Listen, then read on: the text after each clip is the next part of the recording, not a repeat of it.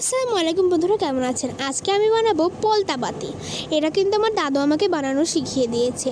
প্রথমে আমাদের লাগবে স্টিলের একটা চিকনি প্লেট বা ফ্রিজ। তো এটাকে নেওয়ার পর আমাদের একটি সুতার কাপড় লাগবে। সুতার কাপড়টাকে মুড়িয়ে এরকমভাবে দড়ির মতো বানিয়ে নিতে হবে।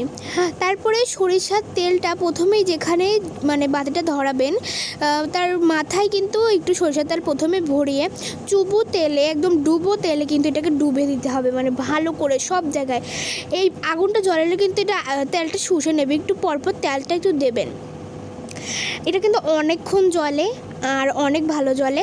যাদের কারেন্ট চলে যাবে তাদের কিন্তু অনেক লাগবে বাসায়। আমি অনেকক্ষণ জ্বালিয়ে রেখেছিলাম, তাও আধা ঘন্টা 1 ঘন্টার মতো। বড় করে বানালে অনেকক্ষণ থাকবে, মোটা করে বানালে। তারপরে জ্বালিয়ে দিলাম, অনেকক্ষণ জ্বলেছিল আর খুব ভালো হয়েছিল। আপনাদের যদি কোনো কাজে লেগে থাকে এই ভিডিওটা, তাহলে অবশ্যই লাইক, কমেন্ট, সাবস্ক্রাইব করে দেবেন। Bye bye.